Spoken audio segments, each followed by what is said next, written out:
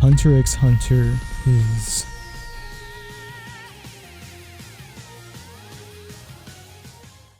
I have a confession to make. I don't like anime. I know, very surprising considering I made jokes about it all the time, and the video I'm most known for is making fun of an anime and me shitting on 99% of anime in this video and that video. Okay, so maybe it isn't that surprising. But here's something even more surprising to you. You don't like anime either. That's right, I'm exposing you, the viewer. You don't like anime. And I'll tell you why. All these anime here, the dozens of titles that come out every season, do you actually like most of them? Genuinely, does the average anime you watch stick to you in a year, 2 years, 5 years time? Probably not. Hell, do you even watch every single anime title? That's almost impossible. Out of every season that rolls out, I see only a select few anime that actually stand the test of time. Things that, even if they aren't written that well, I can say stuck with me for its originality or weirdness or creativity. A select few anime I can say, finally, something I haven't seen 10,000 times already. The cliche, friendship is my ultimate power, and I must avenge my sensei, and oh my god, all the girls are after me and I'm just an average Joe, or I'm literally God, but I seem so relatable because I'm so quirky. All of these cheap writing cliches make it seem predictable and boring and just bad. So, do you actually like anime? Or do you appreciate good writing, unique and interesting characters, a plotline that sounds intriguing or different, world building, innovation, and just a genuine care about the work of art? Something that you can say, wow, they put so much effort into this. Because if that's the case, you don't just like anime, you like stories. In which case, me and you, Spider-Man, aren't so different. That being said, you understand what lens I will capture this video in, and knowing the bias and limitations of oneself, perhaps you may actually come out of this video with a new perspective. Maybe I can show you the world of Hunter x Hunter.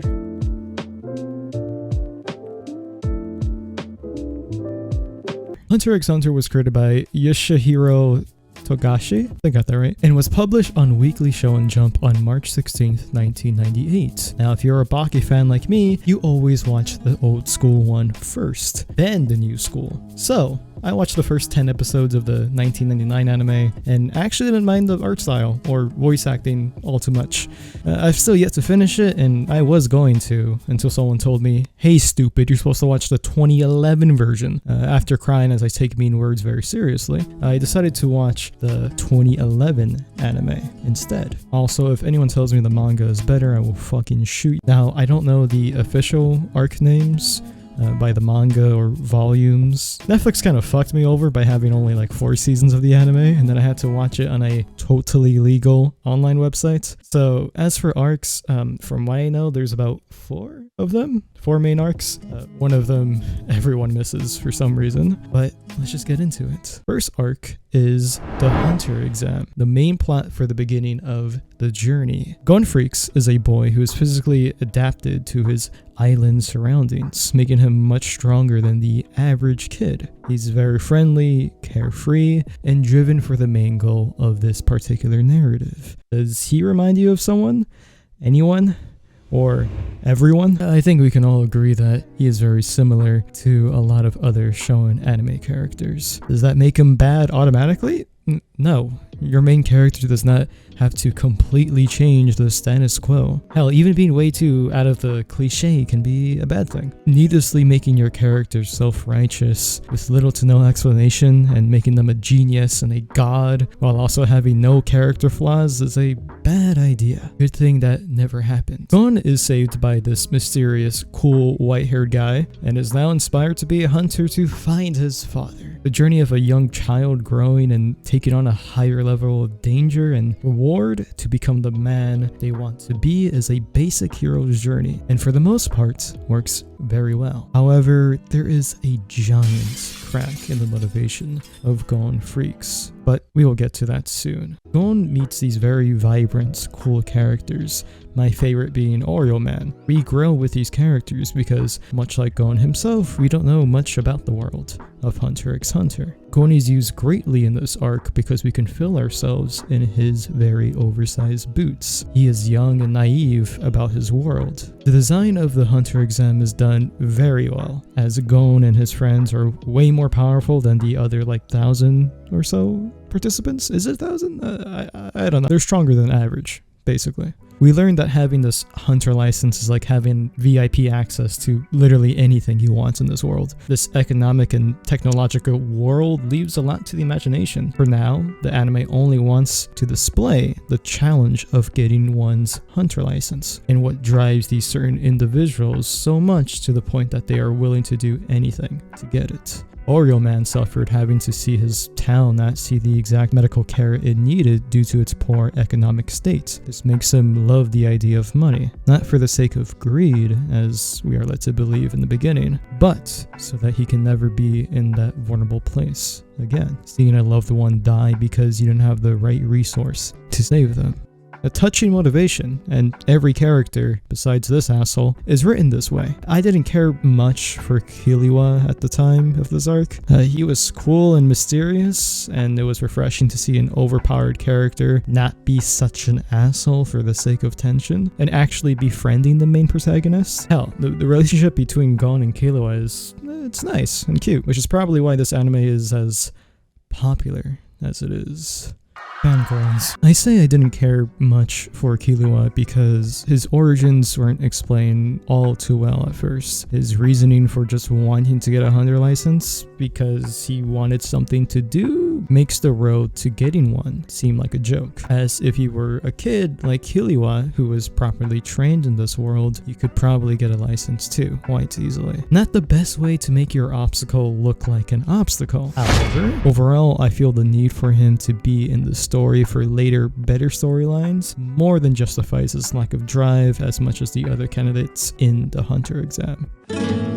The main villain of this arc was absolutely refreshing and by far one of the highlights of this arc. One thing I hate about a lot of anime is that they keep their villains in the shadows and do not fully develop them. Villains, especially overpowered ones, are meant to be used sparingly, of course. You can't just let them whip out their dick and start destroying everyone in hopes that the audience member will begin to like them. If you want to make an overpowered villain, you need to flesh them out. What makes them tick? What motivates them? Does their design reflect their personality? Or do you just want to be edgy?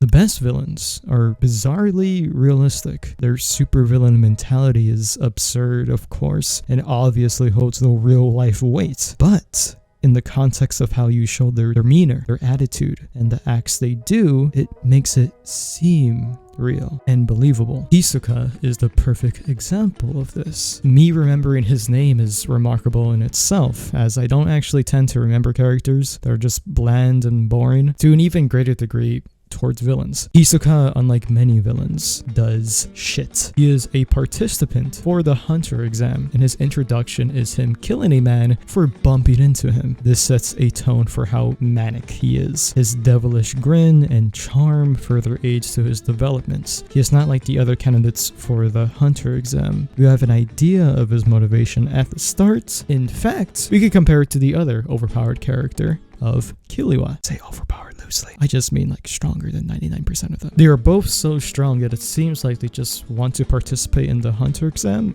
just to flex. And seeing the ease of Hisoka's challenges while seeing the absolute struggle our heroes go through contrasts the vast separation of power that lays upon these characters and makes the fight between Gon and Hisoka even more satisfying. I can't think of many negatives in this arc.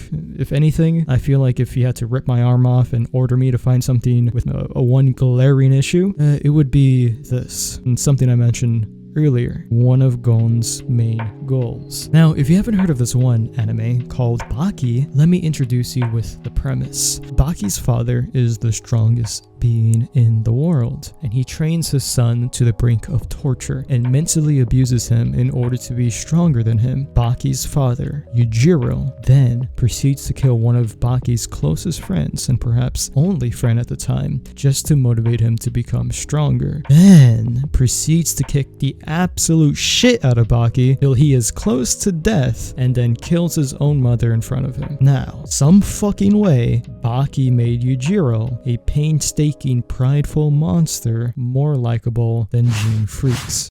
In a fan-made article, they describe Gene's personality as Gene is also rather volatile, yet extremely intelligent. In spite of his ability to make flawless plans years in advance, he occasionally acts without knowing why, surprising even himself. If you don't know anything about writing, you would think this just sounds contradictory at worst, but it's in fact even much worse. There is no possible way Gene Freaks can plan out the exact timing, acts, situations, and people Gon will meet years in advance to make him earn the sight of seeing his own fucking dad. Gene? Can we talk more later on? If you can. Yeah, that might be kinda tough. I'm a pretty busy guy, you know. Even if he somehow knew every single obstacle, like the bullshit Green Island arc, that would make him god tier, all-knowing, yet he acts surprising himself. This just sounds like the writer said, fuck it. How do I make these high-stake moments sound convincing, even so that Gene Freaks doesn't seem like a terrible father, putting his own son in life-threatening danger? Oh, I know. I'll just say he planned shit out so Gon can be safe, and to make him likable, I'll just make him a fucking moron. It's genius. I think the Killua family or slave owners arc is actually pretty good in shaping the characters of Gon, Killua, and Oreo-Man. It shows the hellish training Killua went through while also keeping a kind of lighthearted attitude. This arc doesn't have the flaws of the other arcs when it comes to Gon wanting to find his asshole father for some reason, because Gon generally just wants to find his friend. It shows his caring heart, and we generally root for him because, hey, Killua was a nice guy. Of course we want him to be okay. This relationship between Killua and Gon is, I think, at its peak in the tournament arc, where they push each other to new heights. Literally, after this, their relationship is kind of fleshed out. It's as fleshed out as it can be. They get along fine and their dynamic isn't changed nor tested besides 2 instances later in the anime. The fight with Hisoka and Gon is entertaining and uncomfortable. Hisoka's distorted personality is made quite obviously sexual. Is that a good or bad thing? Probably bad. We also get the introduction of Nen in this arc, which is basically Kai, chakra, magic, or basically every other common source of power in anime. The way it's explained is so complicated though. I can't even tell the difference between Nen or the other variants they explained, nor do I think it's important to the story. The fact that they spend so much time explaining all the weird variants of Nen seems counterproductive, as it's not very used or utilized well. The fact that they created these rules for their magic only kind of limits the story in my opinion. It's only ever made cool in one instance, that being Braplica's arc, which is really good. I have to be honest, while not criticizing the anime as harshly up to this point, I can't say I was ever really glued to my seat while watching it. Yes, I think thus far the anime has provided cool and interesting characters, unique world building, and amazing animation. I can't say it's all that different from other mainstream anime. It feels pretty safe, which doesn't make it bad in itself, as if a formula is good and used a lot, it doesn't make the formula less good. It just makes it repetitive. Besides the friendship is power cliche, saying this, I can say that Kurapika's arc is the only one where I could not stop watching. The villain designs are all unique and fit their personality well. Subtlety would be nice, but then again, it is an anime. The motivation to hate these douchebags is already there, since we saw Kurapika's trauma in the previous arcs. And without even putting a face to these monsters yet, we can already hate them for the horrible, vile acts that were committed towards Kurapika and his family, which makes their demise all the more satisfying. Their motivations, that being having to live in the shittiest place in this world and surviving through committing the worst crimes no one else would be able to commit, is definitely a more than understandable reason to become these globe-dominant assassins. However, that doesn't mean their actions are justified. They are just understandable, which definitely gives every encounter more weight and adds to the tension as we know how horrible these assassins are. I mentioned just a little while ago Nen being actually used appropriately by having these weird wacky rules that could easily be explained by "it's magic, bro." In this arc especially, those rules are useful and mean something to Kurapika, as he is willing to bind his powers to any contract imaginable just to get his revenge. I also quite like that about Kurapika. He does want revenge. I always found it super unreal how some heroes go through these completely traumatic experiences that change them forever, and then they're just like, nah bro, I don't want revenge, I'm better than that, out of nowhere. It leaves a bad taste in my mouth. I get that it's the right thing to do, but that's just not realistic. People are flawed. Not everyone will reach the same level of high morality and justice, and that is made completely evident in Kurapika's character. He is consumed by revenge, but we still root for him. Overall, amazing arc. And let's see what else. All right, yeah. For some reason, everyone forgets this arc ever existed. I remember watching this one video where they ranked all the Hunter arcs in order from worst to best, and they just so happened to leave this one out. So I think I have a theory as to why that is, and that theory being this arc doesn't matter. Yeah, we get some Nen training and weird SAO shit and a boring cheap-ass Yoshikage Kira motherfucker, but if you take this arc away from the anime completely, does anything actually change? I don't think so. In fact, this just solicits the idea that Gene Freaks planned out every little thing in advance just because he can, which makes you wonder, why the fuck is he such an asshole? Jesus Christ. If you don't want to see your son, man, just say so. You don't gotta pretend to be a good guy for some reason.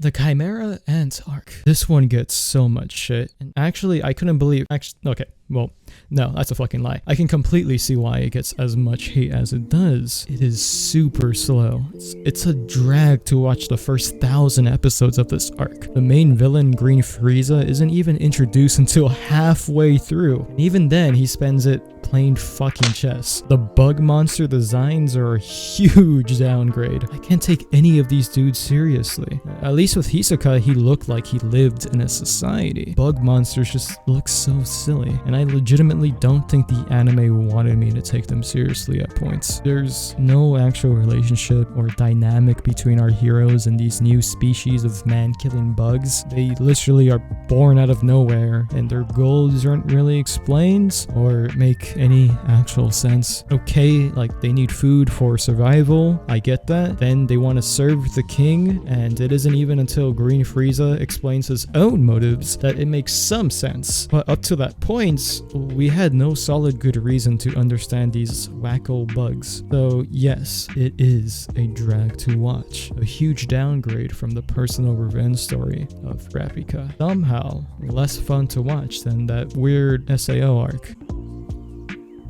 That being said, knowing the absolute shit show of writing this arc, it's still one of the best arcs of Hunter x Hunter. For one main reason, this fight. Green Frieza's development to understand his way of being and what he truly wants for the future of life. The balance of responsibility and power. Him playing chess is a humbling experience for him. He was always seen as a god for his whole entire life. He was destined for greatness, but here he is, getting his ass beat by a blind shot. That doesn't deflate your ego. I don't know what will. He was born by the teachings of his race, the animal in him justifying his cruel behavior. It's understandable understandable why he didn't care for life. Why would he? Just been born into this position of power and worshipped for being a god. It isn't until his losing streak with Blind Chick begins that he realizes, maybe I suck. Seriously, this plotline is actually intriguing to see, and it seems that it works even better being an anime. Master Roshi has spent his whole life developing his mind, body, and spirit into his martial art. His martial art is a prayer, showing the respect he has for all life. Yet, the training he goes through for his ultimate enlightenment is insane. I'm talking Baki level insane. It makes you wonder what kind of mental fortitude a man would need to have to give everything, and I mean everything, to his training. He doesn't complain. He is the complete embodiment of discipline itself. After all the hellish training, he comes back a changed man, a monster. So it's no wonder the first sight he sees of Green Frieza, he knows immediately what he must do for all of life itself. This explains he is willing to give up anything for the greater good. There is no cheap dialogue, no cheesy one-liners, nothing needs to be said. The counter speaks for itself. Even at the end, when Master Roshi loses, he uses a rose-shaped nuke to destroy the biggest possible threat to all of mankind. Not out of anger, but out of genuine concern. In his eyes, there is no other way. If this arc had just ended here, it would be beautiful, satisfying, hell, possibly one of the greatest endings to any storyline. But he's liquefying his cells. Yeah, bug come.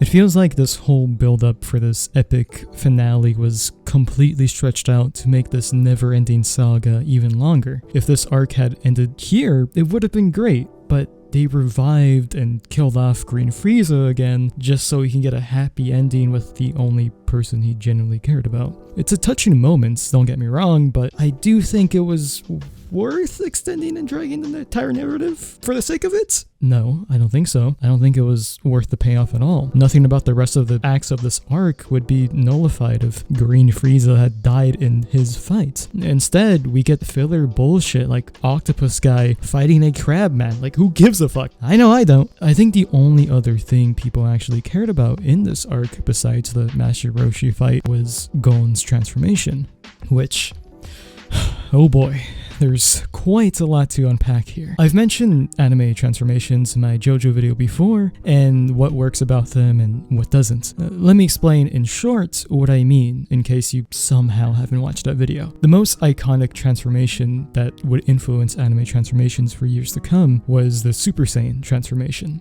This is a very good transition for Goku's character, because a typically laid-back guy is pushed to his absolute limits when his best friend dies before his eyes. We as an audience member always knew Goku was a prodigy, but he never truly had the intent to kill to fully achieve his highest potential. He was completely pure of heart. An idiot, yeah, but pure. So the one time we see him genuinely be completely enraged, it's shocking and justified. We don't want this Hitler alien to win, especially after witnessing Krillin die in a horrible way to his hands. This entire journey built up to this one final battle, and it was worth it. In fact, it was so impressive that even in this series, that same feeling of emotional development was only ever captured once more. Now, it's just a cheap gimmick to sell toys in its modern day. Now, let me start by saying Gon's transformation for sure isn't as bad as this fucks. In fact, let me give it some compliments where it's due. The design itself is pretty cool. I like how Gon's clothes don't fit him like he just became the Hulk, and how infinitely flowing his hair is. It shows the path to reaching that form of power, and how far young Gon still needs to go to reach that level of strength. I like the ghostly shadow taunting Gon like he somehow made a deal with the devil. Probably that's because that's what it symbolizes. His dark killer eyes also resemble his merciless nature, which is the cherry on top. So, What don't I like about it? Literally everything else. We know how Gon is going to react already because we know Kite has been dead for basically 50 episodes now. It's not shocking to us as it is with Gon realizing Kite is dead. With the Super Saiyan transformation, we see Krillin die right when Goku sees him die. So the whole shock value is completely taken away. It's also not at all surprising that Gon reacts this way and has this transformation scene. We know he was willing to do anything to save Kite, so him turning into a bloodlustful monster is not at all out of character for him. Anybody around him but him and his friends, he will do anything. He lets the people die around him but his friends, like for example in the Chimera Ant arc, like in cases like that, like he doesn't help or he just lets people die around him, like he doesn't care. And it's like, you literally see in the anime he wants to, he's just told he can't because it'll like make their chances higher of like dying and like everything messing up. You know, like he himself wants to help. That's literally what he does all the time. He wants to help everyone around him. That's why he's always so nice. But people make it out to be like, oh, he's this like crazy little kid. He doesn't care. He only cares about him and his friends. He wants everyone else around to die. He doesn't care. He'll do whatever he can to get what he wants. And then they also use excuse like as when like more other stuff that happens in the Chimera Ant arc. Like they use all that stuff and it's like, you're so dumb. So dumb. Like I understand. I give you props, credits. That's beautifully said. But that's not really, you know, it's kind of, you're just stretching it a bit. It makes sense, but you know, they're trying to make Gon look like this terrible child. I will say, if anything, it is in his character, as we saw how far Gon was willing to travel just to save Killua. The tension for this transformation is drained. We know what is going to happen. Was it satisfying to see this cat thing get its ass beat? Yeah, but it wasn't like this cat thing was built up to be the final boss. Green Frieza was. So having this cat thing die doesn't seem that impactful in the grand scheme of things. Since they were already going to lose with Green Frieza's death, in the Super Saiyan scene, the only person capable of stopping Frieza's galactic domination was Goku, and only Goku. So every punch meant it was the fight to save the universe. Now, do you need that grand of a scale to build tension in a fight? Of course not. But since the scale was so high to begin with, the introduction of Green Frieza basically being world domination level, this cat thing doesn't seem all that important. It also died, well, it almost died by this old guy earlier in the arc. So hell, I'm sure there are a handful of characters more than capable of killing this creature. So Gon taking that win wasn't that crazy or even satisfying. Like I said, we had all this time to process Kite's death. I get the intention wasn't to make this transformation cool and epic like the others we've seen. They obviously wanted to give it a darker tone, but this darker tone didn't benefit the story at all. There's no payoff, and Gon goes into a coma afterwards, which is later resolved in the last arc. Oh yeah, there's a last arc.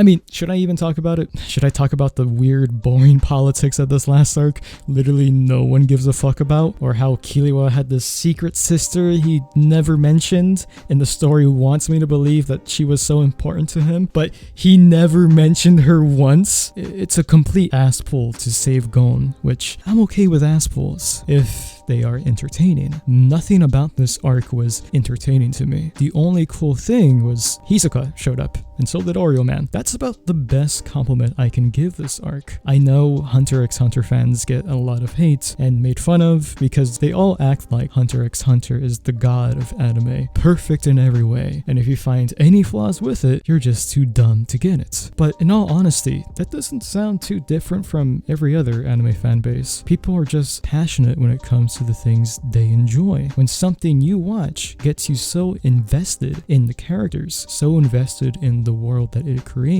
and gets an emotional reaction from the viewer, of course you're gonna feel a bit turned down when it comes to any criticism, because in your eyes, it's still great. And hey, I'm not trying to take away from that experience at all. No one can. No matter how much I make jokes about anime or movies or TV shows, even if I genuinely don't like them, that doesn't take away your own enjoyment in it. So take my analysis with 2 grains of salt if you'd like. That being said, Hunter x Hunter is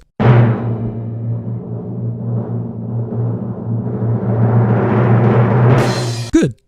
Genuinely. I can see myself watching the earlier arcs all over again, partially because it reminds me of an old friend I used to talk to, which is not something I can say for 99% of anime I do watch. Most of them are even worse when you rewatch them because they don't have that same charm as they did the first time viewing. Hunter x Hunter does not have that problem. The biggest compliment I can give this anime is the atmosphere around it. The Hunter exam was fun to watch because these colorful cast of characters were easy to root for, and their chemistry together worked well. I can't say I would ever watch the Chimera Ant arc or the election arc again, but a good chunk of this anime is gold. So I completely understand where the fans are coming from when they do act like Hunter x Hunter is the god of them all. But is it the best anime of all time? No, what the fuck? It is so good. I would recommend it to anyone who likes shonen anime in general, or who just likes fantasy adventure. It would be limiting to an audience who dislike most shonen anime tropes and likes very niche kind of anime that is really out there. For that audience member, I would recommend something out of this ballpark range.